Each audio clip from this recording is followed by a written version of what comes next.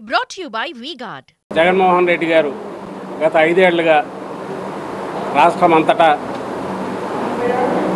తీసుకొచ్చిన సంస్కరణలు కానీ ప్రవేశపెట్టిన పథకాలు కానీ 87% ప్రజలకు సంపూర్ణంగా అందుతుండడం, దానివల్ల వాళ్ళ జీవితాల్లో కుటుంబాల్లో మంచి మార్పులు, ఒక వెలుగు రావడం, ఇదంతా కూడా అందరికీ అనుభవమైంది. ఈ నేపథ్యంలో ఎన్నికలు వస్తున్నాయి. అసలు ఒక అజెండానే లేకుండా ఉన్న కేవలం అధికారంలోకి రావడం కోసమే పొత్తుల కోసం వెంపర్లాడి నానాజాతి సమితిలాగా తయారైన చంద్రబాబు కూటమి ఒకవైపు,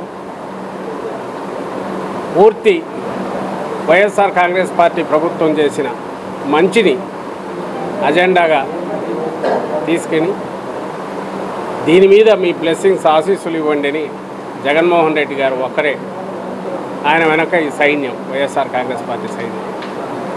మరో పక్క ఇది స్ట్రైట్ ఫైట్ ఈరోజు. అందుకు ఒప్పుకోవాలి. చంద్రబాబు నాయుడు ఏం చేశాడంటే ఈ నానాజాతి సమితిలో కనపడిన వాళ్ళందరినీ కలిసుకొని ఒక పక్క నిలబడినాడు. మనం ఏం చేసామో ప్రజలకు తెలియాలి, ఆ ప్రాతిపదిక మీదే ప్రజలు నిర్ణయం తీసుకోగలగాలి అనే ఆలోచన కలిగిన జగన్మోహన్ రెడ్డి గారు మా పార్టీ వైఎస్ఆర్ కాంగ్రెస్ పార్టీకి ఒకరు.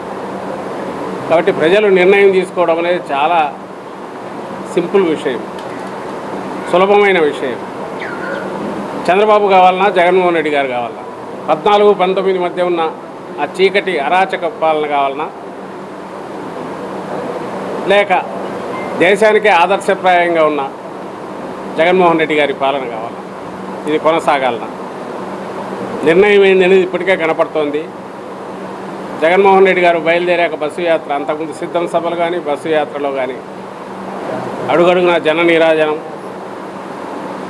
ఎక్కడెక్కడికి ఉప్పెనలాగా వస్తున్న ప్రజా ప్రవాహం, ఇవన్నీ రేపు ఫలితాలు ఏ రకంగా ఉన్నాయో ఆల్రెడీ సూచిస్తున్నాయి. Brought to you by V-Guard.